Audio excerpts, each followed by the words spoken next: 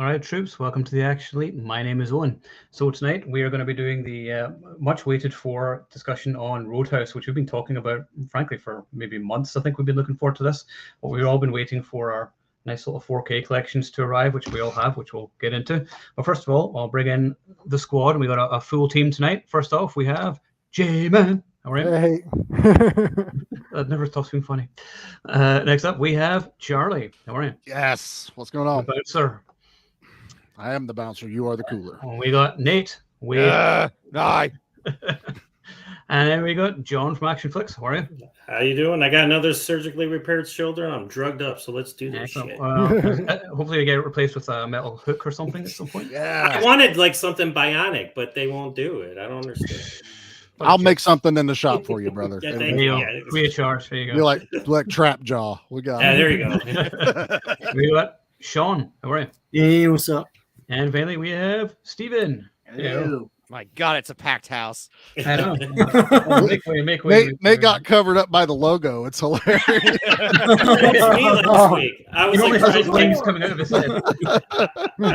That's where I'll be. There he is. I last got week, I Monsters would, Inc. yeah, I would forget. I'd be like, oh, wait a minute, you can't see my face. We paid a lot to Charlie. put that There you logo. go. Oh, now it's me. Yeah, now Charlie, you're the wings. Yeah. It's all There you good. go. I'll I take think it. that's a better view, isn't it? I like this. This Yeah, I works. like it because then I get to see I'm in the center. Swayze's I'm like nipple. Hollywood Squares. It's like Brady Bunch configuration, yeah. Yeah, we need two more. Pretty much. I'll just start in there. Like Oh, Yeah, then I got, like,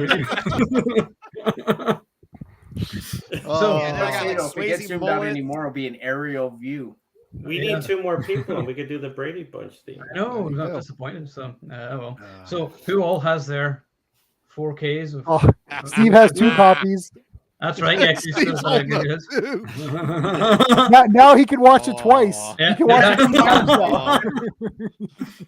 So anybody who good. is wondering whether to get this, like, it's literally worth buying a 4K player just to have this movie because it is the best it's ever looked and sounded, Yeah. without everybody looking waxy or anything like that. But now I know Nate, you wanted to mention something about this, so I'm gonna give you the con and let you discuss what your thoughts on it. So like 3 weeks ago, I had just watched the HD version of Roadhouse just because. And like I had told Charlie about it when I was like, you gotta watch the 4K one because like the 4K one looks like film. I was like, it's the best way to put it. It doesn't look. I was like, we did RoboCop and RoboCop looked phenomenal. That era release of 4K. God, so I was like good. a little kid. Like it looked like they went Oh my back in God. time with modern cameras and filmed RoboCop. This one, it's not quite like that. It just has such a great grainy film aesthetic look to it, as to oppose the HD version that I watched a couple weeks ago had that like waxy, like it looked good, but like there's just something inhuman about it as a whole Yeah. that you get back with this. And like I listened to this, or I watched it on with my Dolby Atmos, surround system, and like everything being broken, every punch, like, yeah, like this is the definite way to own it. Like, I know Roadhouse is usually always in the $5 bin at Walmart and kind of gets thrown in that, and it should not be. Like, No, the Vinegar Syndrome release of this is top tier. Like, worth every penny. Worth get the every 4K penny of it. TV and 4K player for Roadhouse and RoboCop, and you're set for life. So That's all you need. That's yeah, it. agreed. And we were talking about just before we went live, but J-Man, I don't think you were here, or Stephen or Sean, but the bad news is it looks like Walmart in Canada isn't selling much physical media anymore. They just have the new releases, and that's it. All the shelves are bare. They've taken away all the music CDs, all the movies. They used to have like all the kids animated movies and then superhero movies, all gone, just empty shelves now. So weird. It sucks. Yeah, I go to Walmart I was just there this morning. Yeah. They do have new movies. They still have. I go to that's a big mall. It's one of the bigger malls, Square One. So I go to that one, and they still have stuff. But oh, their shelves were empty when me and Steve were there a few weeks ago. Yeah. they did fill them today with a bunch of new stuff. All like the square kind of roundabout that was all filled up, and then the aisles. They are a little bit bare, but that Walmart's also moving around a lot of stuff. Curb. Yep. They've moved the toy section like 4 times. I'm like, Yeah. This is the only section I go to for sure every time. Like, why is it food? I go there first. Fuck with the system. Yeah, I know it is. I do have. I'm the fastest shopper of all. This is not a joke. I'm the fastest shopper of all time. Groceries, anything. I know exactly where everything is and the steps it takes to get there.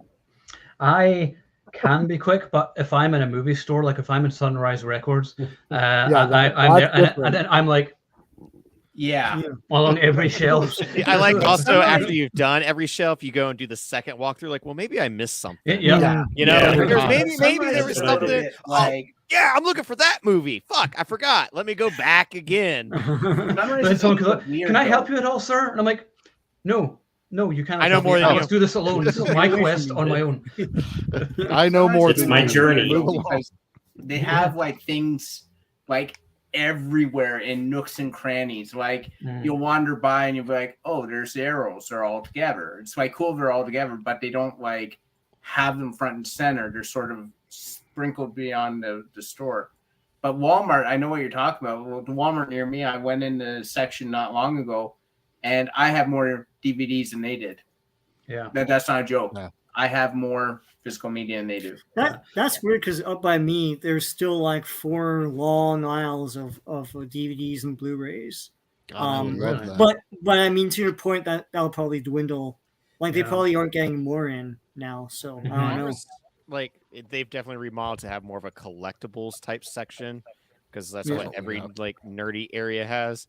But then like our Best Buys, at least here in Ohio, like there ain't shit anymore. Like No, They want used you to be go aisles and online. aisles. It's like one lane, and it Yeah. makes like a little L bend, and that's all there is. And it's heartbreaking.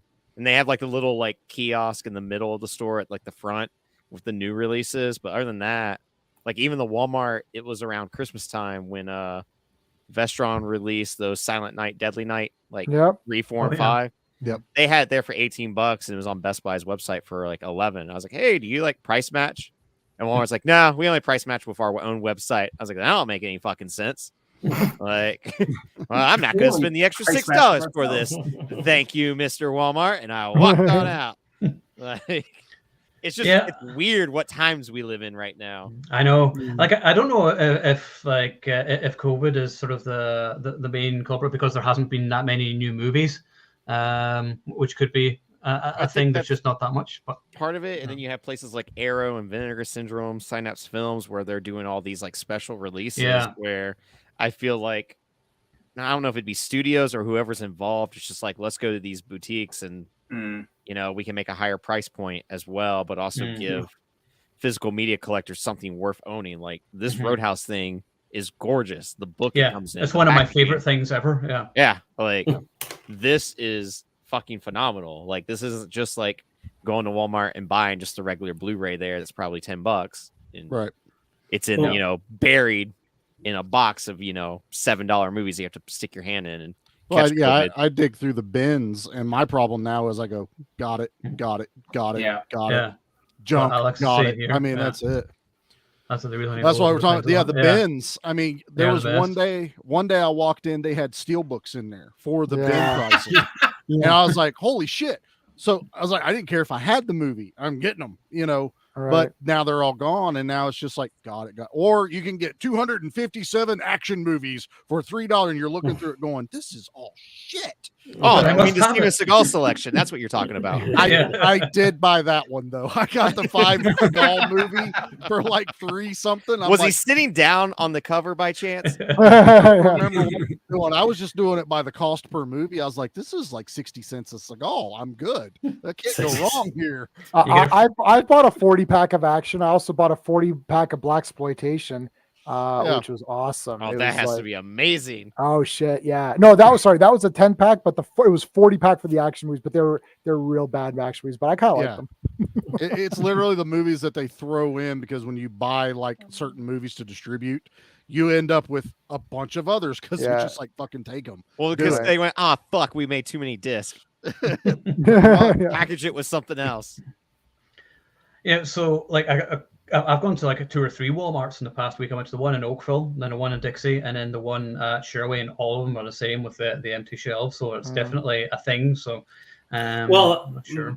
My wife just got an assistant manager job in the Hudson Walmart, New Hampshire, and I was walking around when she was doing her interview, and I'm like, my wife's gonna be working there. I'm like, they have a lot of movies there. I was kind of floored because the one in Amherst where I normally go to doesn't, and this one had way more sections. It's like a case by case kind I of. was like a kid in a regional candy. thing. My wife was like, "Are you okay?" You know, because it was going on longer, and I'm like, "I'm fine." I'm just looking at her. I was like, "What's your discount again? Hold on." Yeah, right. Yeah. But Walmart was never, I'm kind of like, I don't really care if Walmart had, like, to me, Walmart wasn't a thing. Like, the movies that I liked, Walmart didn't have or would never even come to ever have. So I would go to like HMV downtown, like downtown Toronto, Tower Records, HMV, and Sam the Record Man. Or I Sam miss Tower Records, man. The Tower Records in Toronto was amazing. Yeah, it was literally like all down Dundas. It's a big street in Toronto, downtown Toronto. It was literally like Tower Records, Sam the Record Man, or Sam Goody. I think you guys have it, or whatever it's called. And then Sam Goody. Yeah, so Tower Records. It was just like you go in and the entire basement was like metal music and horror movies, and it was just like, yeah, here you go. Yeah, and you just move from one, and you literally bought by cover, right? Like, oh yeah, that looks good. Cannibal Corpse, what's that? I don't know, it looks cool, right? It was like shit like that. You literally bought by cover. Same with horror movies. You're like that. That's how I bought everything that I ever had. It's like basket case. Oh, what the hell? This looks cool. And it's like I bought Basket Case 2, and like, did you see part 1? Who cares? This looks cool. Let's watch part 2. It was good enough for a sequel. Damn it! I probably don't have to know the first one. And that was all VHS days. I bought Basket Case 2 and 3, brand new, sealed from a store. It's amazing. I remember the stupid plastic protectors that even VHS. I have those. It looked like a freaking weapon from Conan, but just on the end. I always liked buying like a used CD that you could tell came in one of those because it had the saw blade where they cut the plastic on the spine. I've got my hard target soundtrack. It's got the blade. The blade. It's like, this was stolen, and someone then took the little saw to break that little plastic piece. I got that. My CDs are in the other room. I just want to get my hard target soundtrack. You can see the Oh, it's great. Yeah. So Alex is in here. Now I have this too. The Andy Sedaris packs, that Girls, Guns, and G-Strings, I think it's called. Oh dear. It's cool. Yeah, I've got it there. Sounds amazing. Charlie, why don't we own this? So I got the Canon one that was Babes, Bullets, and Bombs or something like that. Yeah. Why would you not? I didn't even, I had most of them, but I was still like this. I don't have this though. So we'll move on to Roadhouse anyway. So are we doing Roadhouse tonight? Yeah, we might as well get on to the subject at hand. Now that everybody's gone, who's viewing? Sorry, guys. But like when I watched Roadhouse again, I hadn't watched it for a few years there, and then I watched it when I got the 4K, and I actually just forgot just what a great movie it is. I mean, it's pure 80s greatness. Just the music, the visuals, and just the regular graphic nudity, which is like every 2 minutes. I was like, this is awesome. I was like, I miss movies like this. But one of my favorite things about the movie, which people tend not to talk about, is actually Ben Gazzara, who plays Brad Wesley, who is one of the most underrated villains of the 80s because he's an asshole right from the start. Just driving all over the road and I'm like, fuck you in your car. And then one thing I found out on this disc back was James Garner was approached to play that character of Brad Wesley. And I was like, oh, he would have been good. But he went to meet Rowdy Harrington and I think it was Joel Silver. And he was like, yeah, not for me. You guys go ahead. So they ended up getting Ben Gazzara. But I'm glad because as soon as he comes on screen, you just want to punch his smug face. He's like such a good villain. He's one that gets his hands dirty, which I like about a good villain. Yeah, he's not like, he's not the let everyone else do his work. He beats the shit out of that dude standing in front of the house. Yeah, he does. It's like, I like respect. Yeah, I don't like him, but I like him. It's that kind of villain.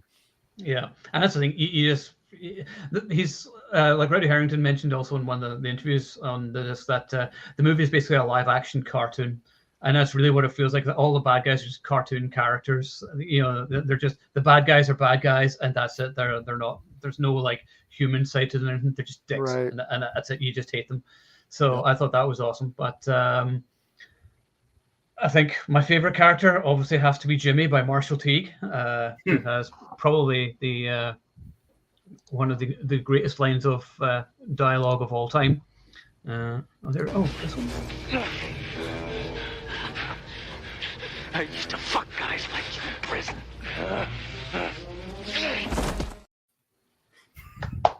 Beautiful, say attractive that- men. That's dialogue. Tattoo. So say that line nowadays. I dare you. Oh yeah. I say it at work and then I keep getting into trouble. I don't know why. Yeah, but you're allowed to. But they just be like, it's fine. You can't question. Yeah, that should be totally fine. It's fine. It was the the headlock they had a problem with, Owen. That was what. Yeah, you keep Yeah, throwing that's what it was. headlocks. You need to stop doing that shit. What you do in your spare time is okay. Yeah. Yeah. Yeah, that's right. I remember that. Yeah. Yep.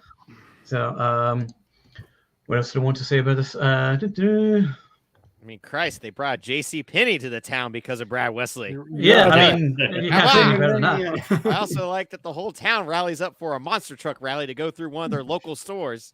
I don't know why everyone was there to rally up for that. But why does that never happen in real life? It's like I've never seen a monster truck drive through a building. I have never seen a bar fight. Like, has anybody ever actually seen a real life bar fight? I've seen a few. Sounds like an issue you Canadians have. Come down. I grew up America. in Scotland. Like, we're all hard as nails. We fight in the Yeah, street, not you in the should have had bars. tons of fights. Yeah, but You know.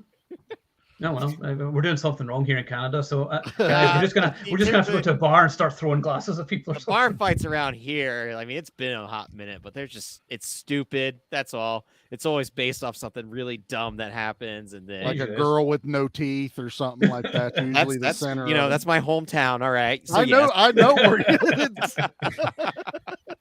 My favorite though is like a bar fight that I witnessed where it was at closing time, and it went outside, and then I stayed at the bar.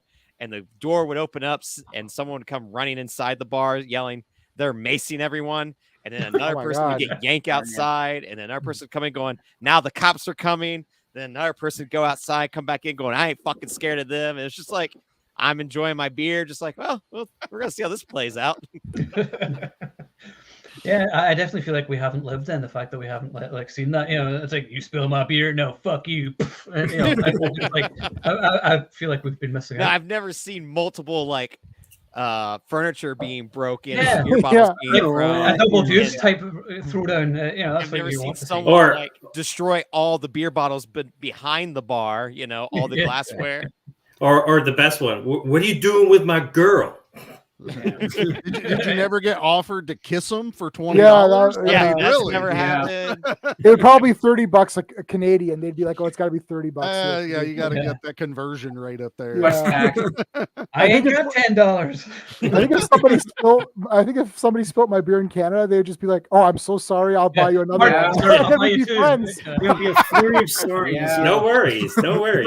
Be the Sorry. most polite Roadhouse movie ever.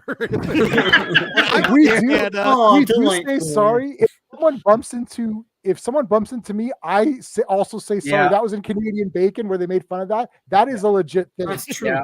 No matter who's at fault, both parties say sorry. Yeah. I love it. It's and after I watched Canadian Bacon, and the next time that happened, I was like, damn it, this is a true thing. It's like we do say sorry. Like, it's your fault, you dumbass. Watch where you're going. You hit me. Like, I was sorry. in Canada and went to a bar at like Thursday at like 11 o'clock at night, and they're like, well, we're closing up shop. And I was like, but it's only 11 o'clock. They're like, you must be American because like it's a Thursday night. Like there's nothing going on. In Canada, we go to bed at 9:30. I was like, oh, yeah, the kitchen. I'm in pajamas now. Like, Me too, Like, I don't man. I was ready Yeah, to me go. I'm too. like, it's still early, guys. And they're like, nah, you're American. I'm like, go back to your hotel, dude. There's nothing.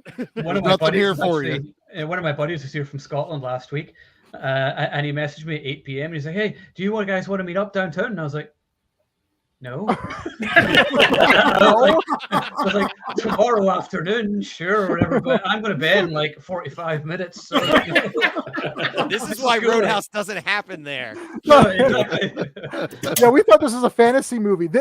Roadhouse is in the Lord of the Rings Conan section in the video stores. That makes This is like an alternate reality here. It's like, No, a when bar Wade, fight. What's that? Someone fought in a bar? But don't aren't you drinking there? I don't know. It's this movie. It's so weird.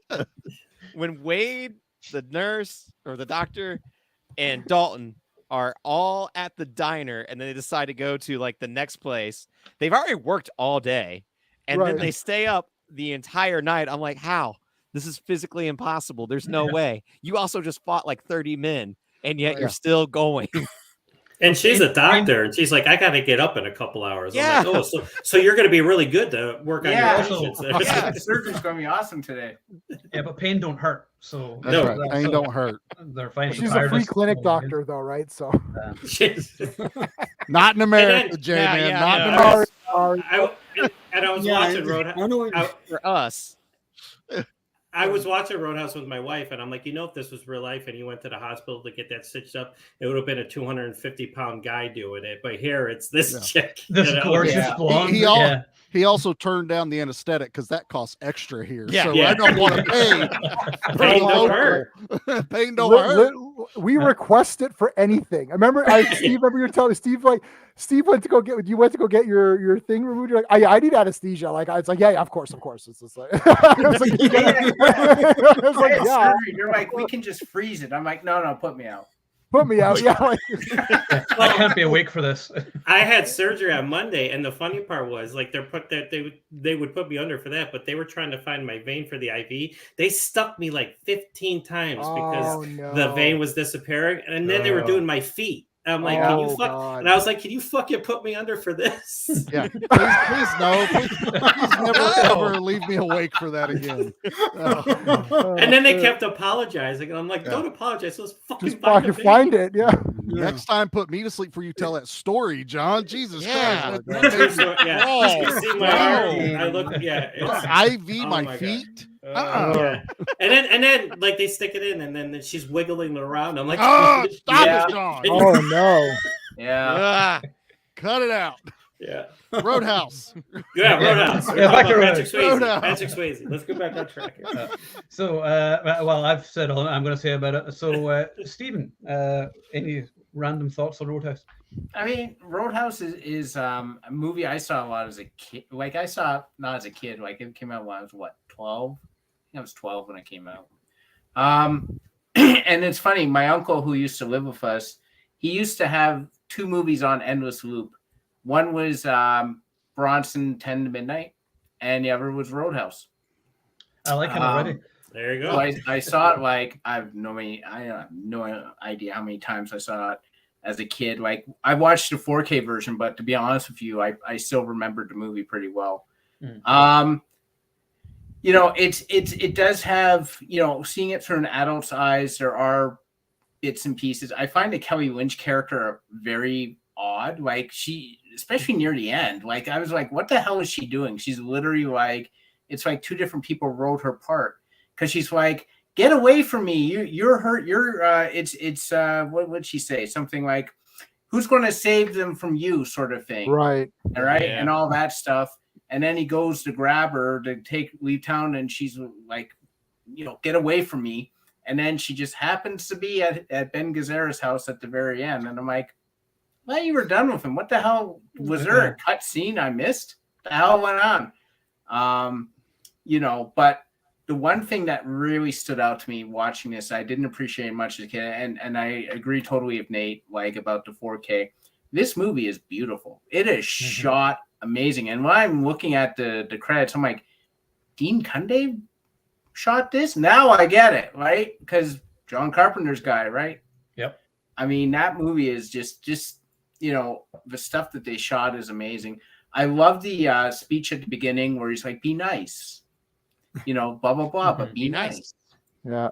And then it's like, you'll be nice until it's time not to be nice. And it's like, how will I know? It's like, I will tell you.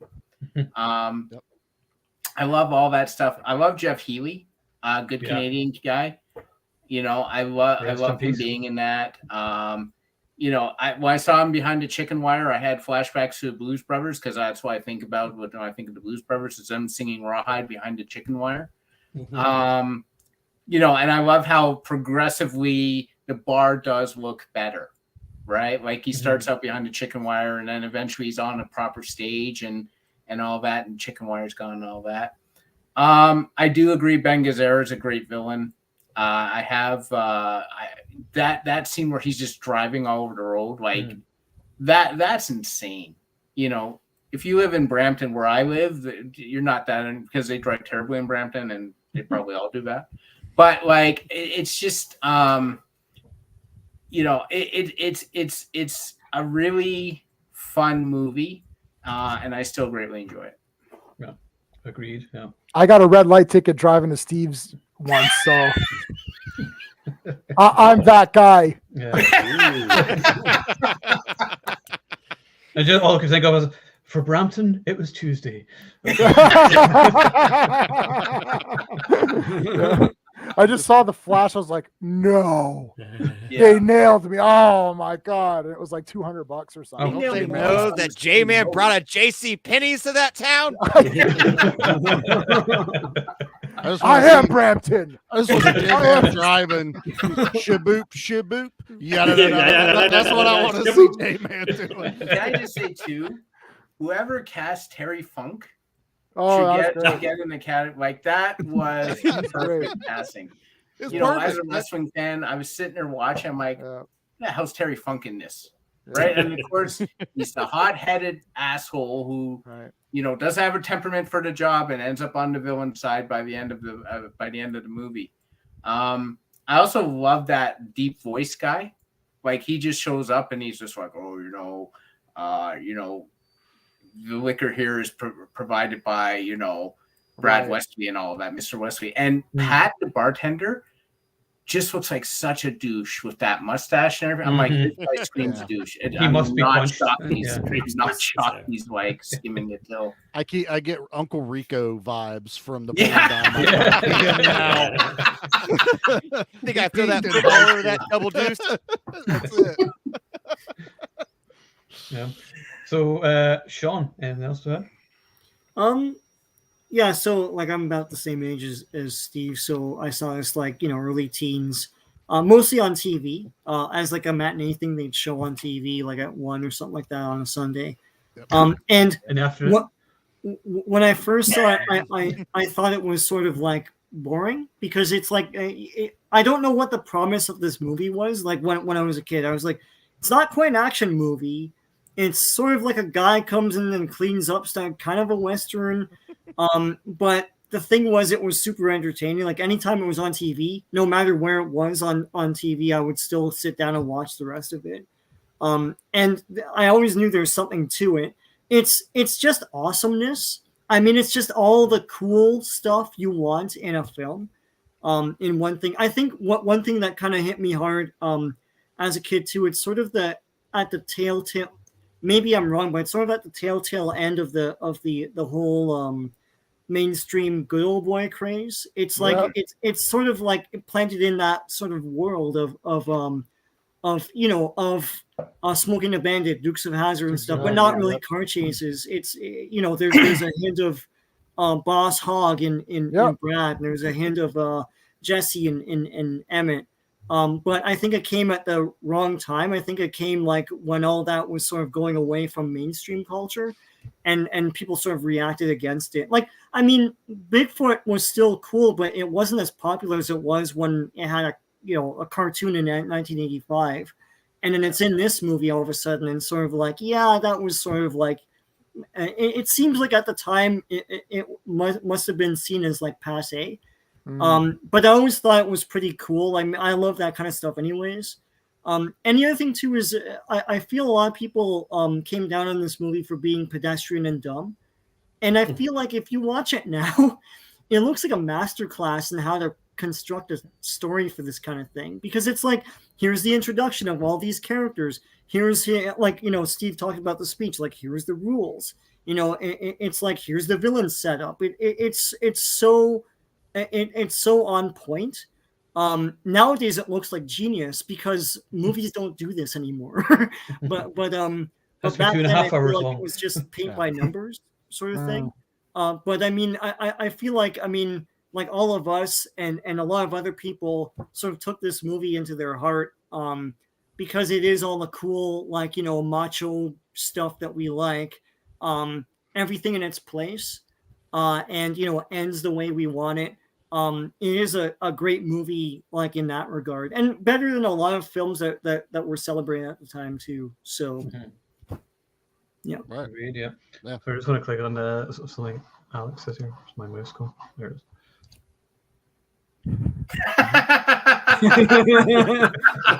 Okay, short series. Yep. Yeah. It's over. Yeah. Yeah, exactly. In the afternoon. Tyler would still suck though, I guarantee it. J-Man. All right. Well, I had the Blade Runner journey with this movie, and the Blade Runner journey is that when I first saw it, I thought it was boring and stupid. And then I watched it again. I thought, oh, this is slightly not as boring and slightly not as stupid as I thought. And then I saw it again. I thought, this is pretty cool. And then I saw it again. I thought, this might be really, really good.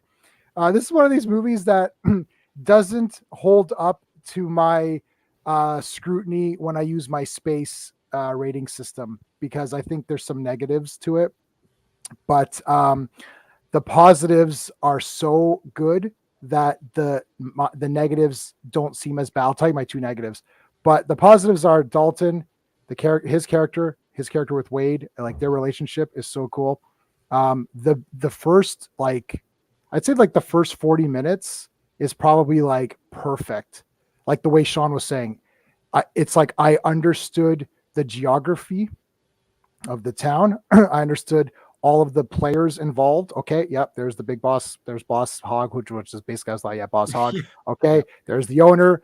I like that he's like, Dalton, you're making the rules. He's like, okay, I'm making the rules. And it's like, you're out. You're selling drugs on the side. You're out. You're skimming off the top. You're out. You don't have the pet. Sorry, Terry Funk. Go back to wrestling. You're out. I like all that. And then I like when the guy comes back. He's like, no. You're hiring him back. He's like, no, I'm not. And then this is at the tipping point where the owner could have said, yeah, okay, we have to hire him back. No, the owner's like, it's Dalton's call. He's like, yeah, you're fucking gone. All that is super good. The ending is super rewarding because the villains keep upping the ante. And because Dalton is so calm, like he gets cut, he's like, it's part of the job. He's like, my car gets destroyed, I'll replace it. It's literally just breaking him down to the point where he becomes an action star. So when I first saw this movie as a kid, I just thought, well, what's going on? Nothing's happening. That's my idea of it, thinking like nothing's really going on. Watching it again, you're like, okay, I see what's happening. They're going to break him. And the whole point is that he doesn't get broken. And the point of it is that he was broken once before and got so crazy that he killed a man. And that's only hinted at. Like, you got to wait a while for that to come into play. And it makes the first part make sense. So you're like, oh, Wade's like, look, man, there's nothing you could do. You're like, okay, now I understand the character's journey, right? So as a teen or a kid, I was like, fuck this. It's like, where's the fight? Where's the guns in the fighting? But the other thing I like is the grittiness of the fights. This is like one of the movies where the fights felt real and not choreographed. Mm-hmm. It's like, those are real hits. Like, it's like, yeah, this guy's getting good shots. So everything is awesome. My two negatives are, number one is that I love Wade so much that him dying is not this is cool because it's part of the story. I'm like, no, this is fucking bullshit. Why is he dead? And then he was injured, which was sufficient enough. When he was injured, I'm like, okay, Dalton needs to murder everybody. Yeah. And then he's killed. I was like, no, because I don't like it. So if I was doing space, I would knock it a point for that, because it's like, I don't feel that those villains are strong enough to defeat Wade and kill him. Like, I don't think they're justified in killing Wade. It's like, if General Zod killed Lois Lane or something, you'd be like, Lois Lane said that sucks. Yeah, it's like, yeah, but it's General Zod. He's like awesome. Right? It's like these guys, I was like, nah, they can't defeat Wade. This is bullshit. So that pissed me off. And the girl, are you with him or not? Like, I'm sorry. Did you not see where that guy was? They're attacking him all the time. They're blowing up your town. They're going to shoot him. He's on that beach thing fighting that guy. He's going to shoot him. Yeah. It's like, oh, who's going to protect the town from you?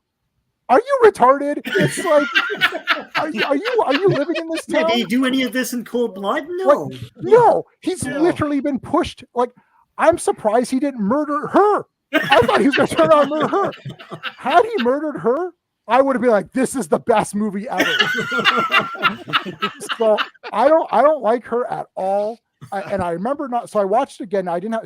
Steve has my 4K, and so I just watched my normal. I actually have a Blu-ray rip of it because I only had it on DVD. I never had it on Blu-ray. And it was a $5 Walmart one. So watching it again, I'm like, oh yeah, I know Wade's dead. And then when he was injured, I was like, wait, maybe he doesn't die. I was like, was I wrong? I was like, oh, he's injured. Right. Yeah. I forgot. I thought, oh, he doesn't die. I'm like, okay, this is good. And I was like, oh no, he's dead. I'm like, shit. and then because he dies, that last half an hour of extreme Punisher, like this is like the Punisher now. Yeah. I'm like, okay, I'm with you.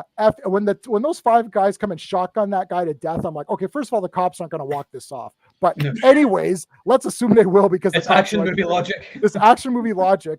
It was, you are like super cheering at the end. You're like, yeah, hell yeah. Like, damn it, that was awesome. So that's the cool thing about it. But I got to ding it, man. I don't like that girl. I just, that pissed me right off. It's like, look, are you, because it's like, it feels like she's like trying to be the big moral high ground. It's like, I'm sorry, this guy's blowing shit up. And it's like monster trucking people. Like, it's not okay. This is not good. Like, and the cops won't do anything. Dalton's the only one who could do anything. So here's the only thing I would say to that, though, Jay, man, before you go on another thing. No, go ahead. And I 100% agree with everything. But this is the only thing I think they went for. She's a doctor. Her number one job is to save life, protect life. So if anything, if she'd have been like, cool, yeah, kill that guy, I'm like, she's not probably the doctor I want, you know. So the fact that she's mad that people are done, because she immediately runs to Jimmy to check his pulse, pull him out of the water, fucking throat tripped out, so they're no good. I'm sure he's not okay. Yeah, I think he'll make it. But she is conflicted with. She is there. Her job is to save life. She's made a commitment to that. So Charlie, and that's fine. But I'm not her friend. It's like I don't care. I don't care. I don't care. I understand. Yeah, this is one of these. I totally understand, but I don't care. It's like she sucks. Right. And Wade should not have died. He should have just walked it off. He should have pulled that knife and be like, yeah, okay. It should have been like Steven Seagal and Machete. But like, the thing is that I agree with, like, I think the thing I took away from it is, if you notice, Brad Wesley does not ever go after Dalton, really. Not really. He wants to break him. Yeah. He goes after the town. And I took it that she was sort of saying, you continue to antagonize him, he's going to keep hurting the town. So who's going to save us from you? Because you're not backing down, you're not getting in line like the rest of us. Yep. That's how I took it. So I'm like, from a theoretical standpoint, I get what she's saying. From an emotional standpoint, get the fuck out of here, man. I don't give a shit. I agree with Jay, man. Kill her and leave her dead body on Wesley's front lawn and be like, here you go. Her redemption arc should have been the second the gun went off when Jimmy fired it. Yeah. And Dalton had to kill him. Because she's literally right there and heard the gun go off. Yeah. Oh, yeah. So there's no way she did it. Defense. So she could still go and make sure he's, see if he's dead or not. But that should have been like, you were forced into that. Like, she should have been the one to give him that redemption of, there was no way around this. I saw it with my own eyes, and you were pushed to a limit. Because he was going to fucking kill him. So, they fucked up the character. I'm just thinking that they tried to give her this arc of a doctor has to heal. Before that moment, I was okay with her. Yeah. Right. She should have lawful good. That's her problem. You're 100%. Yeah. She has to be 100% lawful good. She can't be anywhere in the middle of that. It has to stay on there. Yeah. And it hurts her character ultimately. I agree. 100%. Yeah, only because she doesn't even stand by it. She just goes back with them anyways, which is a movie thing, fine. But like, I mean, that's a movie thing, so that's fine. But yeah, and Wade shouldn't have died. So those are my 2 dings. I don't care. No one's going to convince me otherwise of that. You're right. No, you're fine. Here was trying to change your mind. We were just everything else is we were awesome. just pontificating on possibilities. I know. And the filmmakers did not think of any of this, but I'm glad that you guys did. We fill in the blanks here. Yes, that's what we're You're here welcome. For. Yeah. That's what I love about this is how serious we take this. Like we're talking about this. No, like, boy, it is movie, a like, serious this is movie. important. Roadhouse. That's right, man. You know, Patrick Roadhouse. Swayze. If it didn't turn into an action movie, I still would have liked it because I was actually Yeah. very interested in how someone does clean up the bar. I was really pumped up because like watching it. I just watched it the other day. No, I was like, you know, this is really interesting. And he's like, okay, here's what we're gonna do. You guys gotta do this. It's like, okay, if one guy can't do it, another guy comes in, like, oh, that's cool. Okay, what happens next? And I was actually pumped up for the progression of the bar. I was like, I was invested in this bar, and then it became an action movie. I thought, okay, well, that's fine. It's an action movie, so that's cool. But I was pumped up for the pausing on the blueprint scene, going, I like what they're doing there. No, I what know, I J-Man do. I like likes- that. I do He like likes that the stuff. show Bar Rescue. Yeah, no, the one I do like is Chef Ramsay, where he does Hotel Hell or whatever. Hotel, and yeah, that's a Yeah. great one, and the Kitchen Nightmares one. I like those shows. Oh, nobody puts baby in the toilet. That's Yes. it, man. Yeah, that's right. Actually, if I have a little niggle, it's actually just a line of dialogue, and it's actually just whenever he's fighting Jimmy at the end, and he's like, "You were such an asshole." I'm like, you don't actually need to say anything there. You guys like anytime I've been in a fist fight, I don't stop to like have a conversation. By the way, you're such an asshole. Like rolling around and whatever else. That could totally change the dynamic of that fight, though, Yeah. Owen. You got to think about that. That's going to catch somebody off guard. Yeah. You're gonna hurt his feelings. Am I really? Yeah. He gave him a chance. He could have said, "Look, I'm sorry. I'm sorry about that." All he had to do, Yeah. all he had to do was be nice. Yeah, Yeah. Yeah. I mean, that was the moral. Yeah. Tell my mother Martha that I'll miss her. And, what did you say? What did you say? No. It's been 41 minutes. We were doing so good, Nate. That's right. Nate gets blamed for my shit. Sorry. God damn I it. love it. It's a trauma. John, anything to add on Roadhouse? Well, yeah, it came out 1989, so I was like 16, 17. So I was Not in that era. 1985. Like Yeah, Yes. 1985, according to a Owen. wonderful person on Facebook was kind enough. Well, Listen. listen, Someone was gonna do it. Owen, There's always you run an action website. You cannot make a fucking mistake. There can no You make typos a- allowed. I mean, no, I did no Hey, typos. You make a He, fucking- fi- God forbid you make a fucking mistake. he Because fixed it Jesus Christ. He fixed it on YouTube today. Yes, I yes. saw it. I shared it from YouTube to my page. It fucking said 1985 It's- again. Yeah. I'm not joking because I double checked that it said 89 because we all were joking about it. I shared it into the group. It says 1985 at the bottom of it. So if you, nothing else, it's YouTube's fault. Yeah. So if you do changes to live streams, you have to change it on every level that you've done it on. Jesus. So yeah, and I've had that happen before. And sometimes if you share it to certain streams, it'll take that link because when you do copy the link, you're not exactly sure which one you're getting, and you may have gotten another one. And that's happened a lot. I've had that happen where I've canceled the stream, and then it's like you're on. I'm like, no, I'm not. I canceled. It's like, oh shit, I didn't cancel it on this part, little thing I didn't do. Yeah. right. And then it looks like you're not there. So Yeah. No. Well. Anyways, 1989. Sorry, John. Continue. It is 1989. Continue, John. Back when. But yeah, I was like, that was when I was able to start going to R-rated movies by myself. So I was eating all that shit up. So yeah, when Roadhouse came out, I wasn't like you, J-Man, where it took you like 4 or 5 times to watch it. I watched it the first. I thought it was the greatest fucking movie. I was 12. Yeah, I'm like, where's Batman in this movie? Is Batman in this? But I just always wish that Patrick Swayze was more of an action star because he only did a few of them. If you think about it, They're all good. Yep. Yeah, no, don't get me wrong. And Next of Kin, fucking love Next of Kin. You Black ain't so Dog. bad yet, but it's coming. You know, I love that fucking Black movie. Dog, so fuck out. Yeah, Black Dog. You know, yeah, and Point Break. But it's so Yeah. politically incorrect, and I love it today because of how society is today. I just want to shove this movie up people's asses and be like, "This is Bullshit, I love it." But yeah, I mean, it was the perfect. Like I interviewed Marshall Teague last year, which was fucking awesome, and to hear him talk about this movie, and he had the greatest line ever when I was talking to him. He says, "We all came to a bar fight, and a movie broke out." That's how he described it. Pretty much. Man. Yeah, and he talking about, and him and Patrick Swayze's fight is one of the 20 top fights of all time. I just like how it infuses martial arts, but then it also gets down and dirty, and they're doing the kicking and everything, but then, they're rolling on the ground, they're getting each other in headlocks and shit like that. And to hear him talk about it, like he had a story where Patrick Swayze kicked him because he said that the fight coordinator and the stunt coordinator went over to Patrick Swayze and said that Marshall T said, "You're a dancer, I'm going to beat the shit out of that guy," which he didn't say, but they told Patrick that, so that way Patrick would be all nervous when he was fighting him.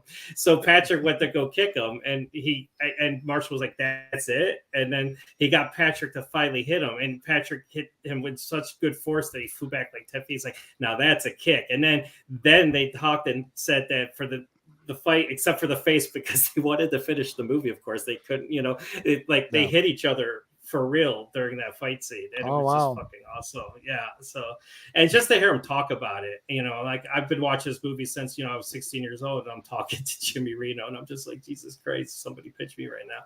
And but Roadhouse is the quintessential 80s. It came out in 89, right before 1990. And when you tell people about the 80s, you just show them this movie, because it's like that. It's like, bar fights do happen. Nobody's ever seen them, but they do happen. It's like, and just like, and like I said, I was watching again with my wife the other night, and of course my wife hadn't seen it, but she loves Patrick Swayze, and Patrick Swayze is such the coolest action hero in this movie. He's got the perfect hair, and I just love his expressions. Like, I like when he's in the back when they're finally getting liquor delivered, and he sees them pull up in the car, and he's just like, because he knows he's gonna get into a fight, and he knows he's gonna win, but he's like, you know what, can I just have one day where these fucking assholes don't show up and I can just do my job? So I should have asked for more money, right? And then the other scene is where he, the old guy, what's his name, I can't remember right now, that he rents the apartment from. Emmett. Thank you. And he's like $100. Would you be able to afford that? He's like, well, if it keeps you, and it's like he gets 500 a night. Yeah, like, yeah. Keeps you in the good graces of the church. Yeah, if it keeps you in the good graces of the church, he gets a 5,000 up front and 500 a night. Yeah, I think he could afford it. I think he's good. Yeah, and then my wife's like, "Why is he buying that old car?" And then she finds out because every night they fucking destroy it. He's like, he's not going to bring his car. Headlight armor, 4 spare tires in the back. But yeah, like I said, like this was in my wheelhouse because I was watching R-rated movies before I turned 16 when you could go see them, and my parents were taking me. But then like this was one of the first ones I got to see by myself, and it like Patrick Swayze, he's fucking the epitome of cool, and like the shit that he says and how he walks into a room. And then I love how Jeff Healey's like the cheerleader for them. He's like, ladies and gentlemen, Dalton, and everybody turns around, and then, ladies and gentlemen, Wade the lady, and I'm like, it's like he's like their like champion or something. It's name's like, Dalton. Know who they are. That's right. The name's Dalton. Yeah, everybody's got to have a hype man. Jeff Healey is a hype man. Yeah. I like when she pokes him on the back, and she's like, "You got a name?" And he's like, and he turns around, and she's like, "Well, what is it?" And he's like, "Dalton." I she's love like, her. Yeah, and then like all the characters, even the bad guys, they're douchebags, but they're funny. And Tinker, he's got the best line of the whole movie, and if And then the blood squibs. Oh, and you should appreciate that, like especially when Ben Gazzara's getting bumped at the end, man. Those blood squibs were fucking epic. He's wearing all white. Yeah, and it was just the first one's just like it's like explosions going on. It's like you don't get that. Wait till you see it in 4K, John. Yeah, wait till you see the 4K version of that scine. I already told my wife. I already told my wife. Because I got a 4K TV. I got it a couple years, but I never got the player. I'm like, I gotta get a player now. I gotta get a player. Yep. She got to raise it works. She's got a bigger job. It's like, so buy me 4K player. So yeah, I can't wait because like just watching it because I have it on Blu-ray. And just Keith David. They underutilize him so badly. So bad. I know. It's like, why was he in that movie? And it's 1989. Like we know who Keith David is. Anybody could have done that role, but yet he was in it. It's weird. It's like, why is he in there? Whiskey's like, getting low, boss. Yeah. But yeah, you can't like the fights, and like I said, between this one and Next of Kin, like I just, my favorite two Patrick Swayze action movies. Fair enough. Over to you, Charlie. Oh man, I love Roadhouse. I've watched it since I was a teenager when it played on TBS or TNT or whatever it is. I didn't even get to appreciate all the boobs, TNT. but I just got to watch all the badassery of Patrick Swayze. TNT with no TNA. Yeah, TNT with no TNA. But man, I watch this movie constantly. It's not even once a year. It's constantly every year. Me too. Yeah, I watch it like every month. I can't not watch. It's one of those, I don't care what part it's on. If it's on television cut, I'll still sit there and watch it now. I'm missing boobs, but I don't care. It's Swayze. Now, you guys talking about the fights. This is probably one of my second most favorite fights along the lines of like They Live, which also had Keith David. And, so the brutalness of it where it felt like a real fight. Like they're dirty, they're tired, they're wore out, they're beaten. It's choreographed, but it's not. It's very raw and visceral. Don't look like a dance, like a lot of fight scenes. Exactly. Go ahead, where they're evenly matched and like they're beating each other up so much they're both exhausted and they're still throwing shots at each other. And it's like, but they can't put each other down. Those are the best fights ever. Yeah, it comes down to tactics, which is the only way Dalton is actually able to take him out. Right. And so I love the fights in this thing. I love the setup. Dalton exudes cool, and watching this movie as I get older and I can appreciate things, the bond that we know he shares with Wade doesn't need to be explained to us. We don't need flashbacks. We don't need it driven into our brains that they know each other.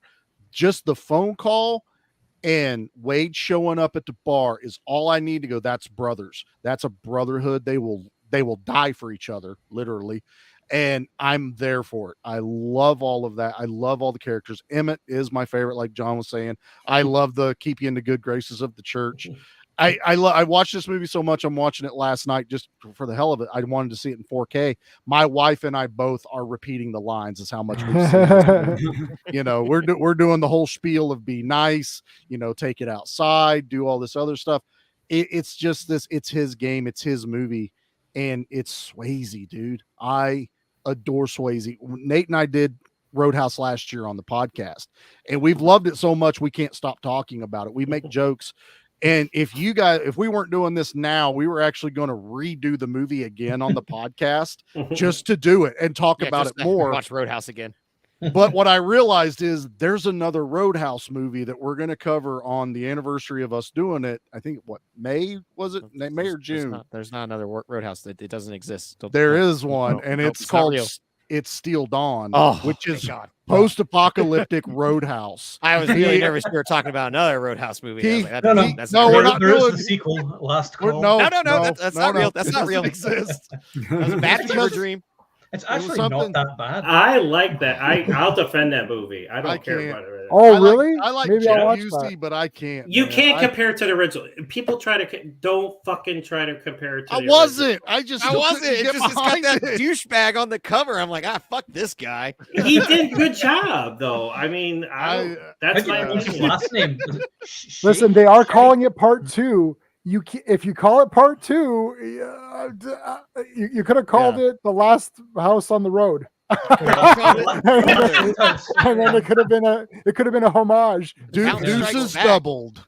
It's just something. Doubled, yeah. But yeah, no, this is a comfort movie for me. I can watch Roadhouse anytime. I adore it. I love this 4K. It is gorgeous. It is vintagey gorgeous. This is how movies should be viewed if you watch them out. There's a booklet in here that I haven't even started looking through because I don't want to bend the spine. I smell it occasionally, but that's it. Yeah. But it is just this amazing little just thing to hold in your hand that we're not the only ones that love this movie too. The fact that they went this far into a movie from 89 or 85, depending on if you talk 85, depending who you are. Yeah, that's right. But it's just something about how cool this movie is. No one else but Swayze could have pulled this off. I hope he's the only person they asked because I couldn't imagine. I couldn't see Arnold Schwarzenegger doing this. I couldn't see Bruce Willis doing this. It had to be Swayze. It had to be Dirty Dancing himself. in this everyman movie. thing about him though, which is the thing. He wasn't supposed to be like a big muscle bound guy. He's just sort of No, like but a guy he's a fighter. fit. I believe he can fight. There's a moment like John was talking about how he's like, I just want to stay off. There's another moment in this movie that kind of sets you up, and it's when he pulls up to the Double Deuce. He gets out of that car, and those guys are heckling him. Buy American. What's wrong with the Detroit car, boy? All he does is put that cigarette in his mouth, glance at him, and they all stop. They all go stone silent as he walks by. That is the moment you know that's motherfucking Dalton. Total Western moment. It's like Eastwood moment. Yeah, that's that moment where you would flash the badge or you would kick the duster around to show the gun. Dalton is the gun and the badge in one package. And I could talk about this movie for hours. I love it. I don't think people, if it was Schwarzenegger or something, I don't think people would be too eager to challenge someone like that if that was the character. Like, it's like Patrick Swayze was sort of like the perfect like physical size where it's like he can pull off the moves and the martial arts and the fighting, but he doesn't necessarily look like he can. So you got guys who the hotheads are like, oh yeah, okay, Dalton, you don't look so tough. I thought you'd be bigger, right? All this kind of crap. I could take him.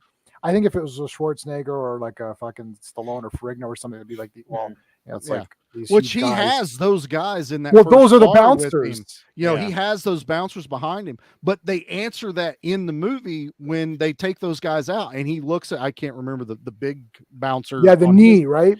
He goes, it don't matter how big that guy is, you take his knee out and he'll crumble. Yeah. That's just, he has a philosophy about everything he does on how he goes. And then you find out he learned all this from this badass from Sam Elliott, which that motherfucker's in a movie. I'm going to watch it too. Yeah, makes everything better. It's like, how much cooler can we get than Patrick Swayze? I give you Sam Elliott. That's all you need. That's like, I don't think that's the reason my mom probably never got mad at me watching this movie at home, was because she's like, oh, this is the one with Sam Elliott in it. It's totally fine. Sam Elliott or Sean Connery, you're totally fine. But no, I love this movie. It is an action movie.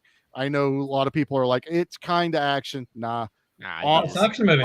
From beginning to end. In it, so shootouts in it. Yes, do things this is an action movie. And I'm going to let Nate go, but I have something special I dug out of my old notes, Nate. Oh, do you? Yes, I do. I found them. Oh, so nice. I'm gonna let Nate go, and then I'll let everybody know what I have. I mean, Roadhouse is like one of the greatest movies of all time. Come on, let's face it. Yes, I agree with Jay, man. When we did it on the podcast, I gave it a 9.5. I was like, it only loses that 0.5 because they kill Wade, which I think is bullshit. Yeah, it's bullshit.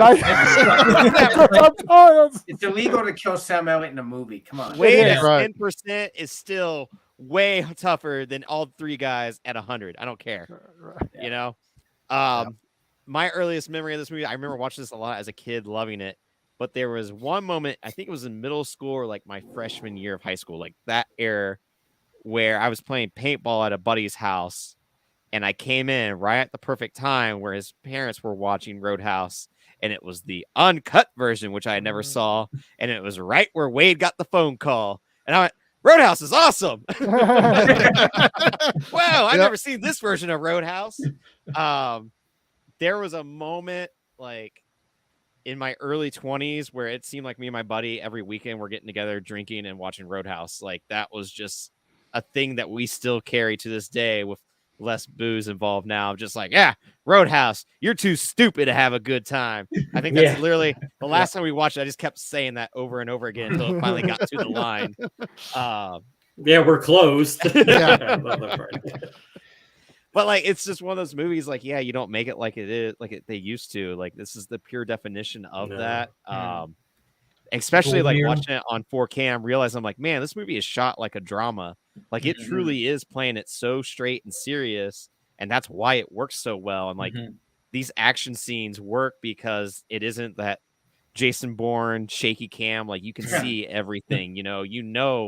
The how much brutalness is going into it all. Like, God, Roadhouse is so awesome. Patrick Swayze, he's got the best mullet. And then you think, oh, that's the best mullet.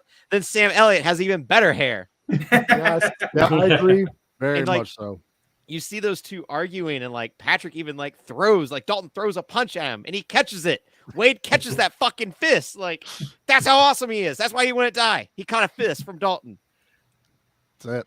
It's Yeah. all But then he catches it, but then it turns into like a brothers thing. Like then they're like holding hands. Kind Yeah, of this thing. movie. There's nothing wrong with that, John. Don't you believe No, this I didn't moment? say- no, It's a great moment, John. I said that was a good thing. I meant that as a good thing. It's a beautiful moment.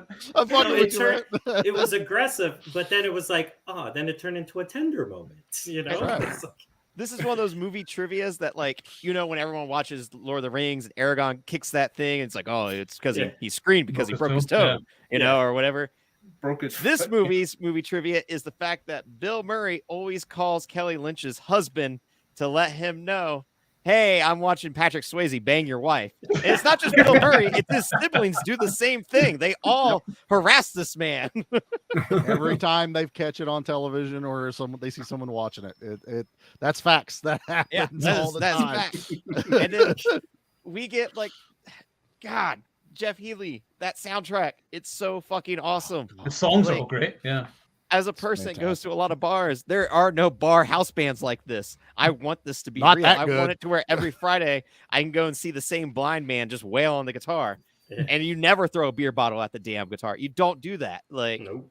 you don't do that at the guitar player. Plus, this movie with the throat rip gave us MacGruber, who went for the turkey and throat rips. So we can thank MacGruber or Roadhouse for MacGruber going for more throat rips in movies. Like, That's right, man. God, Love it. Roadhouse is iconic. I love it so much. Now, this is important. Was Roadhouse the first ever throat rip scene in a movie? In an action movie? I feel like it was like non-zombie this movie? and then Blade. Yeah. No, doesn't Stallone? I know he does it later, but doesn't He does it in do Rambo in 2008. But the 2008. Yeah. Yeah, that was a It's a very rare move. It doesn't get pulled It out often. is. No. I have to look. But then it's like, you know, I like when it's like he knows Eagle Claw too. It's like That's right. Well, like even when he goes to do it to Wesley, he's got it cocked, he's got it loaded, he's ready to go. Ready. But he's like, I Ready can't to do go. this. He's like- my woman's in front Yeah. of me. She'll get mad at me again. I don't want to be well, in no, trouble. he didn't know she was there first. Oh, when he did knew that. he had her back. Yeah, but it's like, oh, if I kill this guy the same way, I'm definitely gonna lose her, and I can't have sex with Yeah. her anymore. But then also he would have not gotten the turkey because he'd have to go back and like grab one of the other dead bodies and rip its throat out real quick. That's right. I think it may have been the first. I'm searching. Yeah, Yeah. looks like it's credited as the first. I should point out too that when the first two times I saw Roadhouse, I didn't see any nudity or the throat rip or any of that. You It missed was the all best off of parts. TV. Yeah. Mm. No, this is all off TV. Yeah, that's how I Like- first watched Yeah, it. that's how I Right, first so watched it's it. like I That's didn't why see that any of that fateful stuff. day of playing paintball changed little young Nate's life. Right. That's when you I became a man. didn't see any of that till the DVD came out. The first time too. I saw the first time I saw the real Roadhouse was DVD, Same, and I didn't actually, like yeah. it. And I didn't But- like it. I thought it was an okay movie. I was like, it wasn't that great. It was okay. But But then it they came out on don't- DVD. I thought I should get it, and then I was like, oh, this is way better. That was my so John, just so you know, I didn't like as 12. I was watching Friday 13th movies, but I didn't see Roadhouse in the theater or anything. I saw that on TV. Well, and on that's TV, why that I'm was like shit. I was like I guess I was born I was 72, so I guess I was perfect. Yeah, so I'm for, like, all these 77. movies and stuff like that. I But don't know, like I if was you probably notice when when I he does started the nudity in that. when he does the throat rip, it's not really shown like gratuitously. You see it when she Yeah. flips him Yeah. out of the He water. does it, and then he falls Yeah. over right away, and then Yeah. she pulls him back up, and then you see it. But it's not like they like have this big close. Yeah, like, The I junk don't of think you don't flesh see any of coming it. out, yeah. Yeah. He's just dead, and it's Yeah. like that's it. Like, But then I love how afterwards she yells at him, and he's like, "I don't give a fuck." They pulls him into. He's like, "Fuck yeah!" And he like throws the. Oh, body that into whole scene is amazing when he yells at Wesley across Yeah. the lake. Oh yeah, when he Fucking throws a pushes- dead body at him. that was Yeah. awesome. That should have been What a Wesley's first lover. clue. Be like, Fuck you know you. what? I think I bit off more than I could chew here. Right? You know? That- It's like- He was in too far. yeah. Well, guys, I have something for you guys. real I've quick. got Because we're something too. I found my notes as well. Did you I find have them? So Dalton's medical records. You want me to go with that real quick? you do the medical records real quick. So Dalton has 9 staples, 31 broken bones, 2 bullet holes, and 4 stainless steel screws inside of him. That's an estimate, of course. Yeah, That's what's on his medical record. that's if on you follow- that he keeps. Because remember, it's just Saves easier time. to keep his own medical. Right. So we do our body count, And this one actually has a fairly low body count on the podcast. So there's only 5 people that die in this. So to make terrible. That's disappointing. Yeah. That's okay. To make it all the better. And I have to credit this. This was, and I didn't write the guy's name in my notes, but there was a journalist that actually went through and did this on a magazine. Here is the rundown of the Roadhouse. And this is not including background fights because we'd be here all day. There are 4 table smashes, 55 face punches, 4 gunshots to body, 3 flying kicks, 2 face kicks, 1 spear throw, 4 stabbings, 7 pool cue hits, 9 kicks to the legs, 26 stomach punches, 5 bottles overhead, 24 kicks to the gut, 1 jugular extraction, and 1 bear crushing. That is pull a bear. That is the rundown. That makes up for only 5 people dying. That's why we did it. I was like, there's so much, and I was Googling it because I was like, I'll count it. There's an article that I found when I Googled it going, holy shit, someone's already counted them all. Right. And I was like, I'm writing them all down. That's the rundown of Roadhouse, man. 25 gut kicks. And you feel every single one of those in this goddamn movie. Yeah, and there's a cut bar fight in the strip club with Wade, with the Marines or the Army guys, whatever they were. Yes. When he goes onto the phone, when he's told there's a phone call, you see a glimpse. Now they didn't film it, or at least I've never seen the deleted scene.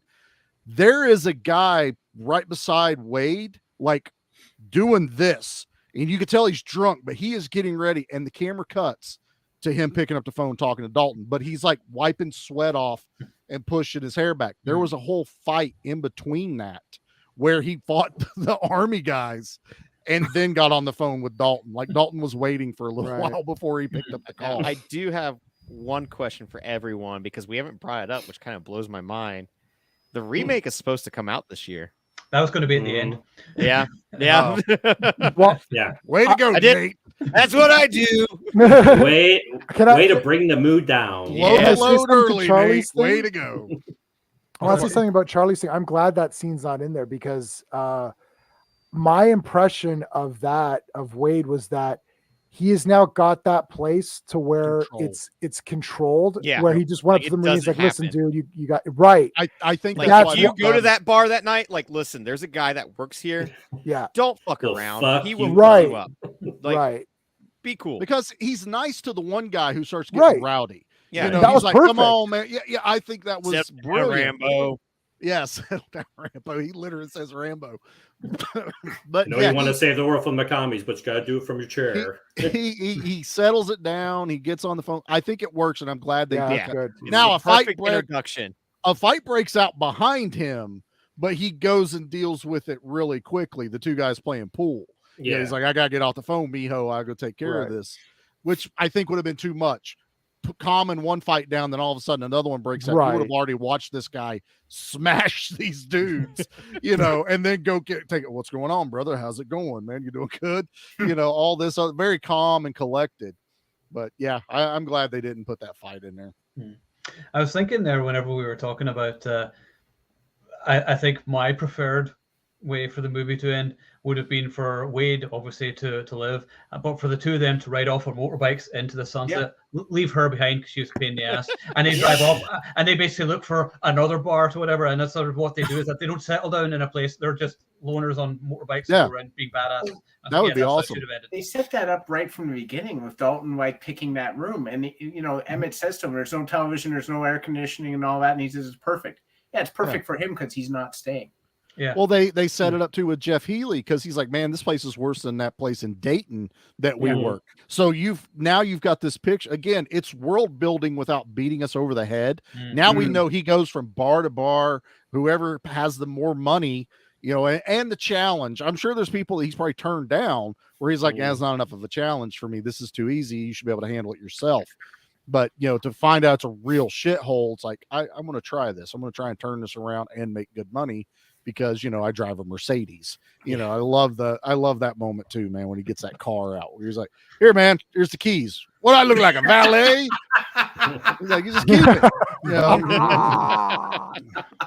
That's a good ending. Holding the throat in her hand. I don't know. As much as I'd like to do it now, I can't imagine. But the end of Ghost Rider with Sam Elliott, where they have the Ghost Riders in the sky playing as they go off.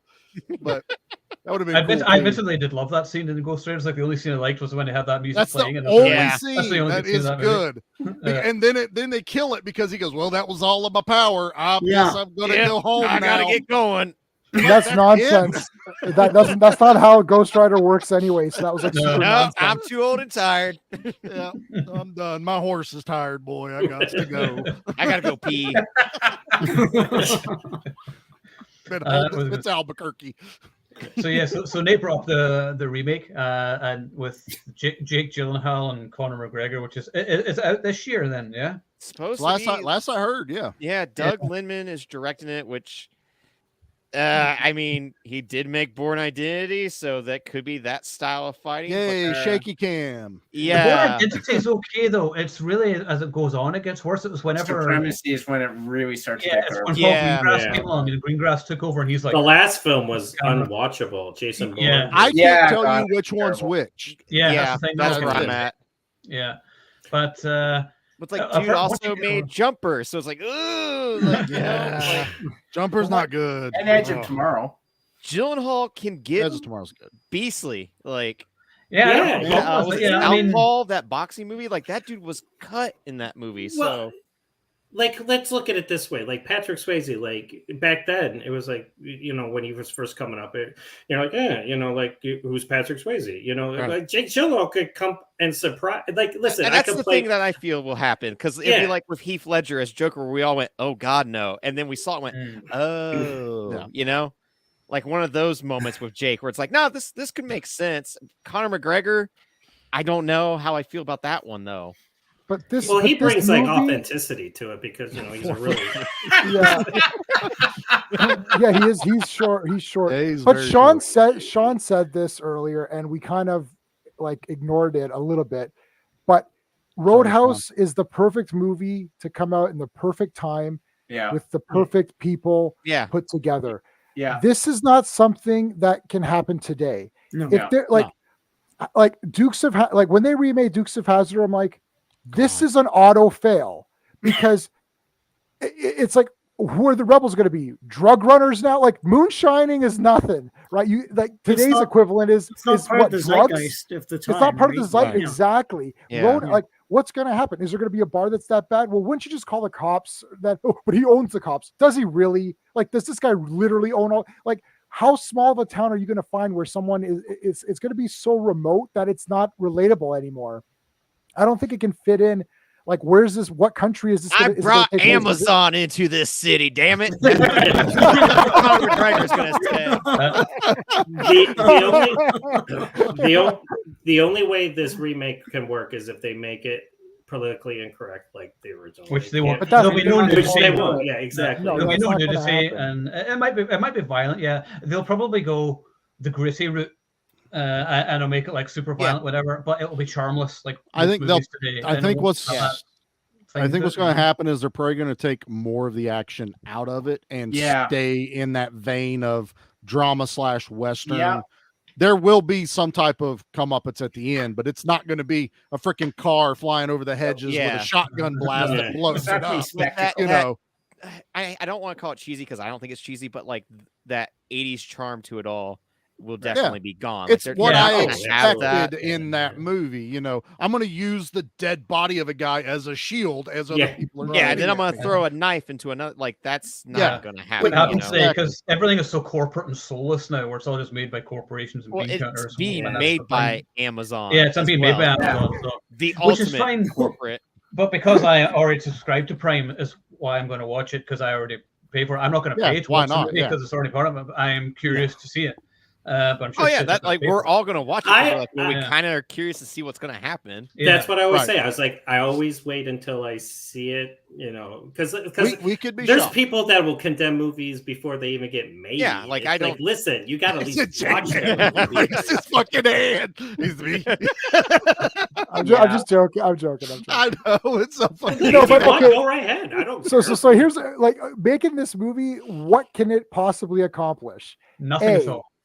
Right, nothing. Well, no. A, everyone who loved the original Roadhouse will love this one more. That won't happen. B, No. everyone who loves the original Roadhouse will think this is okay. Okay, let's say that happens. Then what?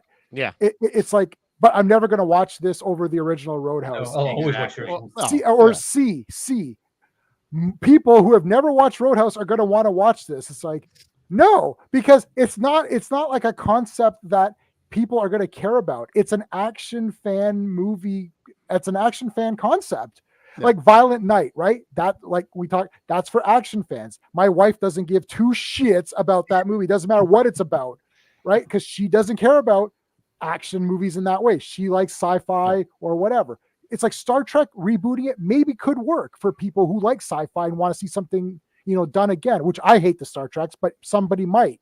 But nobody, like Roadhouse, like, let's remake Missing in Action, but instead of Chuck Norris with someone else, it's like don't remake Missing in you're Action. looking at it as a fan. It'll just be boring. Yeah, don't give them ideas. Don't do that. Yeah, I always thought these things were copyright renewals, though, right? Like it has the same name as the original and the same character name, so they. Right. I thought it was some sort of copyright renewal exercise. Honestly, what are they going to use the copyright for?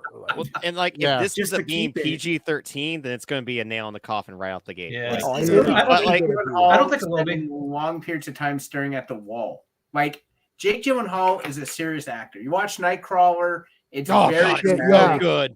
There's a lot of good stuff in it, and I really enjoyed Nightcrawler because it's original and it actually all makes sense. This doesn't make sense to me. This is going to play up the philosophical Zen thing that they sort of touched on in the original, played up to the thing. It's going like, oh, he's a philosophy guy, but he's also a fighter, but he doesn't really want to fight and he doesn't want to drift anymore. And he just wants to sit down. Here's the doctor. Wait, you have to show a sensitive side now. That could be what they do, though.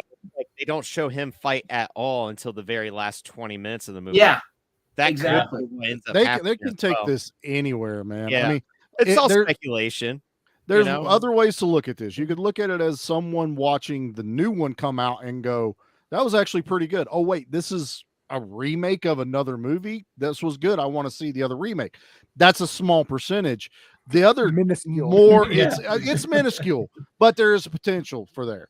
But another thing that is more damning is this could come out, it could flop, and they're going to be like, yeah, this is why action movies don't work, and this is why that is what's going to happen. Invest into them, That's what's going to happen. Yeah. Here's the other thing too, like we've seen this resurgence of action movies recently where they're being directed by stuntmen. Yeah. So Extraction, Day Shift, John Wick, like those were all made by stuntmen. And they get it. It's just like if we were to have, instead of Doug Liman, like have a stuntman making it, bring a stuntman make it. Yep. then we probably would have like a fantastic remake there, because like after seeing more and more movies being made by like the stunt choreographers stepping behind the camera, becoming the director, it's like, nah, this makes sense. Like you guys already have to go through the rehearsals. You already set up where the camera's going to be. So it just makes sense. Like, why don't you make the movie? Because you already know how the beats of, a fight works. So you know how the beats of an action movie actually work. I'd be more excited, and I know I preach their name constantly, but I'm a super fan. I'd be more excited if 87 North was actually behind this remake. I'd be like, fuck it, I'm in. I'd be wanting it to be in theaters. I'd sit there and watch it the whole time. But when you say Amazon's doing it, I like Reacher. I enjoyed that TV show. I like The Boys. I like how they went there. But Jeff Bezos is the bad guy in the original movie. So like, so it's like, are you really going to fuck with your boss when that's literally about, Wesley is Bezos, that's what it is. Less hair. Well, the thing is with stuntmen making movies, they know how to film the action, but then they know how to draw the story into the action. And that's why it works so well. So with the stuntman doing it, like I remember Gareth Evans saying this about Raid, the Raid 2. He's like, I want to show the action because I'm not paying these stuntmen to choreograph these big stunts and then not filming it, not showing it on screen. Right. And I think that's why stuntmen are doing better action films, is because they're like, this is a craft. I actually want to exhibit it on the screen. because it must be annoying as hell if you hire a stunt coordinator and you put together this big scene and then you watch on the big screen, you're like, I can't see it. I can't see a punch. I can't see a kick. I can't see a flip. I can't see anything. The camera Well, why'd you even hire them? You can't see it, or you can't see me. I have to cut to a shot of. There's a video that's now going around. Somebody shared it to me like 5 or 6 times of the Will Smith in Bad Boys with the car, the Maserati spinning around, and you can see the stunt driver's face. And it cuts back to Will Smith going, I didn't think you guys would ever see that. It's that whole thing where we even laugh at movies when it's like, oh, that was totally a stunt man. That was total. Now it's like, yeah, that was a stunt man. And I got to see their fucking faces. They did all of it. They never had to cut away. I am now more immersed in the action. I now believe it better because I'm watching these guys literally kick each other's asses. And I'm not worried about, oh, is that Arnold Schwarzenegger's stunt double? Is that is that Bruce Willis's stunt double? That's that guy literally doing this, and I watched him go out a window, and I know that's him going out the window. I'm there for all of the action of it. They could CGI it. That I, Tonya movie, which I happen to really enjoy. I was watching. I was like, Margot Robbie. That's not her. And then come to find out that it was a skater, and they CGI'd Margot Robbie's face on the actual figure skater. I've seen good versions of it.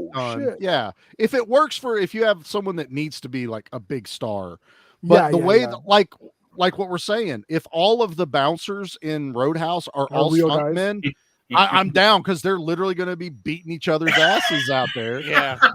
Stuntman plus wig equals Bond. Right. It probably was a woman too. We don't know.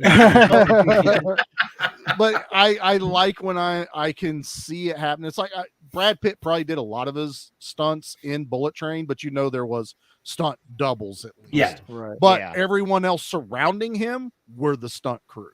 And that's what makes it more immersive for me when I'm watching a movie that's stunt driven, it's action driven, if they go drama and then I don't have to fucking worry about it, then I'm just going to bitch that it was drama and put in Patrick Swayze and watch that Roadhouse. I don't know if you guys watch movie serials, but I love serials. My favorite is Spy Smasher. In that, it's a 12 chapter, I think.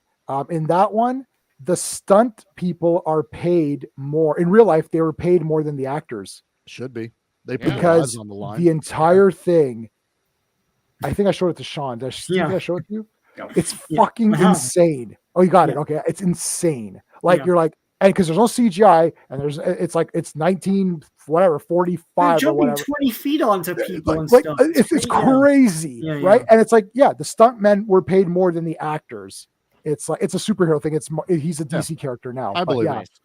It's you guys should check that out. And it's it's crazy. And they did it back then. This isn't some new concept. No. It's what it turned into is we can't afford our lead actor to get hurt by doing something crazy. They can't be insured or whatever. Yeah. But what's happened now is they've taken it way too far. Right. Where we literally know of movies that when we see the lead actor in it, we won't say name Seagal, but it's not even him walking down a fucking alleyway in a suit that looks like he's the son wearing his dad's suit as he walks down the alleyway. That's how asinine it's got. It's like, oh, you don't need me today. It's all this bullshit. Let my stunt double do it. You, man. I have been confused a couple of times. I'm like, wait, what's going on? I'm like, oh wait, is that supposed to be Seagal? Because that ain't him. And look, they're all of them are guilty of it. Van Damme has done it. Stallone. Van Damme is not guilty of anything other than being awesome. You shut your whole mouth. I'm sorry. Look, Charlie has to go. Somebody has to say it. This is the problem with the 4K era. Is we can just tell, nope, that's not them. That's true. Yeah. The 4K era, that is. Well, back then they didn't think we'd get 4K, so they that's the whole pitch of it. And that to say onto the 4K, because this movie is predominantly at night, almost everything happens at night. And because it was John Carpenter's guy that was doing it, who knew how to shoot a dark ass movie. It was this worked where you can see it, but I still feel like it's dark. It's still nighttime when it's happening, so it's awesome. Nate is in the middle of filming the Batman Part 2. Yeah, look at you. This was literally the Batman. I'm like, there's someone there. I think he's literally a. He's just a band logo. That's all he is. I'm vengeance. Where are you? You're a ghost. That's not a band logo. That's whiteout. He spilled earlier today. No, he did everything in XXX. That was all him, 100% of the time. No, when he stepped on that garage and it all fell down, that was all Diesel. All Diesel, man. Oh, yeah, when he stamped on the ground. When he stomped on it. Yep. It's possible. 56% in physics. It's possible. That's right. Somebody lived when they did it. It could have been Vin Diesel. It's totally fine. 100%. That's right. Also, just about the remake is that, of course, they've cast a woman to play Wade, and I'm like, you're already not Sam Elliott, so you've already lost. Yeah, there's nobody else cooler in the world, so I'm like, yeah, that's already a fail. But we'll see. You could have just. But that's what the society does. You Right. You can't have Jake Gyllenhaal and Brad Pitt. You you got to have Jake Gyllenhaal. Ooh, that would have been a good way, right? Damn. But yeah, that's what the society you got to have. And I don't want to get people. Just get I don't want to wake up tomorrow to a bunch of people bitching at me. You will anyway. It's too late. Too late. We're down the rabbit hole. We're live, John. We don't get to edit this later. All right, you know what? Fuck it. So yeah, that's what they do though. They got to either get a woman or women can kick ass, but I didn't say not that. Sam I didn't Elliott. say that. That's the but problem. It's not Sam Elliott. Yeah. That's right. But It's not in relationship that role. If that's how they're selling it. Yeah. Yeah, but the relationship is not the same. The whole point of this movie is that when Wade shows up, we understand the relationship immediately. It's not the same. My relationship with my male friends is not the same relationship with female friends. It's not the same. And that's what I was. This is not a bad thing to say. It's a lot different. of this cast, though, I'm not recognizing at all. Exactly. When they announced this whole cast, it was like Jake Gyllenhaal and a bunch of Z-grade nobody's, and I'm like, I have no idea who. And then they threw Conor McGregor's name in it just to give a little bit more hype. Yeah. But that's all we've gotten. But nobody else in this freaking movie, I freaking knew. I don't have for something that should be coming out this year. We're not hearing anything about it. That's the trouble. They released those pictures of Conor McGregor in the water or whatever. Oh, I haven't even seen that. Yeah, I don't think I've seen that. He's the corpse. We should have at least a teaser by now. Especially if it's an Amazon direct release, they'd be wanting to get the hype up for that. If is it going to Amazon? I'm guaranteeing Prime, straight to Prime. That's how you know That's how you know it'll be like Samaritan because they're not going to release it theatrically. Like we'll just put it on Amazon. Well, it's gonna be like Samaritan, where it's gonna be like, oh shit, that did come out this weekend. I guess I'm gonna watch that. Yeah, that does. That's what's gonna happen. Yeah, and it will be quickly forgotten, like most other movies that go straight to streaming. You watch them once, you're like, okay, that was good. I'll never watch it ever again. And that's the thing. I mean, we're all guilty of it. I haven't watched, Day Shift since Owen and I watched it to review. I actually haven't watched Prey again since we all did the Predator shoot. Well, a lot of the problem is it gets so it's overcrowded because you have so much. Yeah. So if you don't go to your watch it again section on Netflix, it's just one of those it gets buried, and the algorithm doesn't help because it's constantly feeding you watch this. Well, and the other thing is I'm not getting physical releases of these movies. Normally I would have popped this on in the shop by now because in my actual wood shop I don't have internet. I just have DVD player and my DVDs. This shop I have it, but I would keep all of them down there, and I probably would have already watched Prey 5 or 6 times in the shop.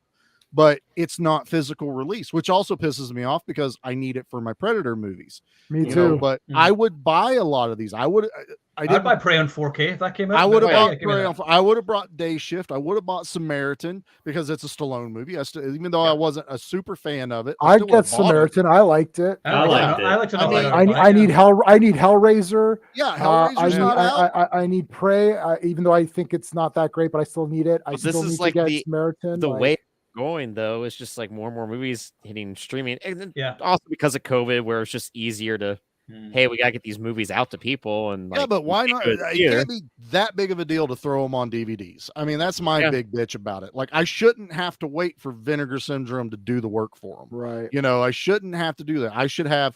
It should be sitting on the shelf because that's sales. Yeah. Period. Like Like, Violent Night hasn't got 4K. Like, why is Violent Night not on 4K? That yeah, would it's look only great on 4K. Blu-ray. I would have Yeah. loved that on 4K. Yeah. But you know, and it's you can't keep saying it's the cost because the cost keeps coming down, and I can go get 4Ks for like $10 now. You know, it's not like it's outlandish. But yeah, we need, you know, for those of us that are still fans of physical media, we're still willing to spend the money. And if you're going straight to streaming, where are you getting your money from? You know, your monthly subscriptions only go so far, and all that's coming to a head here soon anyway because of fucking Netflix trying to rock the boat. I might cancel my Netflix. I don't really watch Netflix that much anyway. When I think honestly, about it. I've been paying attention to ours. We finally just finished Cobra Kai, the latest season of it. I still haven't finished it. Yeah, see, I kind of just got like, fuck it. I'm not worried it's about not right there in front of me, now. so I forget because the algorithm went, hey, watch this instead. Yeah. Right. Fuck. And I went through the action thing of it, and I'm literally going, got it. Don't want to watch it. Got it. Gray Man. I don't know. I don't want to. Well, I don't want to watch that the one shit that you're you and I offering. watched when you came up, and we're like, well, that was okay. Like it was missing. Oh yeah, you know. Yeah, that was okay. Yeah, it was okay, but it was missing a lot to be an action. I can't remember the name of the movie. Big giant Swedish guy, and he was a lumberjack or something. Oh, and I talked to you about it. Was it the last, not Last Man Standing, but the last something man? like that? Yeah. And it's like I remember some guys like it's like Commando, and like it builds up the whole first half. Like this guy's going to be badass. He's going to do everything, and then like no goes blood. out like a total bitch at the end. You're like, what the fuck is this? Right, Yeah. it's his brother, and it's set up for a sequel. You know, I was like, this so had much potential, and I want Yeah. to watch that guy more. But yeah, but I also that took what me and you scrolling for 30 minutes to find something to watch, and we just went, fuck it, let's watch this right now. You know, why do I need to keep paying that for that? You know, like I have Prime, I have fucking Tubi. People, come on, Tubi can do this shit for free. God damn it, that's all I need. It keeps me entertained and my physical media, man. I will pop this in and watch it if I'm bored. Yeah. All right, chaps. Well, that's 9:30, which means it's bedtime for Canada. Canada shuts. Canada, everything turns off. Oh God, their internet's about to go. Nobody's watching anymore. Nobody's watching anymore. The Canadian flag comes on the TV. You got the color bars. Or it's like Poltergeist, where it's just I remember that. I remember when TV ended as a kid. I remember. I remember. Ours was like what 1 o'clock in the morning, something, whatever the late show was. Yeah, they would American play the music with the flag and then national anthem. And then at some point in the early 2000s, mid 2000s, George Lopez took over. Yeah, he did, didn't he? It's like he goes, I get all of this time slot. Yeah, George, you can have all of that time 1 a.m. to 7 a.m. on every station. It's weird. Every station. We don't care. Or they play syndicated sitcoms. Yeah. Catch weird reruns or try infomercials or buy it on TV. Buy it now. Buy this sword. The Americans are keeping the Canadians up way too late right now. Come on. Let's I'm already yawning. It's like I'm done. Dude, I've been half asleep through this whole podcast. I'm sorry. I'm on the medication. It puts me to sleep. So no offense, but I've been like pinching myself. I've been like, yep, okay. So there's not going to be a stream next week because I'm on vacation because it's my birthday week next week, so I'm back home to Scotland for a week. Nice. So we'll do something in the next few weeks. I have an idea which I'll speak to you about offline, see what you guys think, and then I'll announce it whenever I get back. So until then, thanks guys for watching, and if you have been watching, then you are in fact the Action Elite.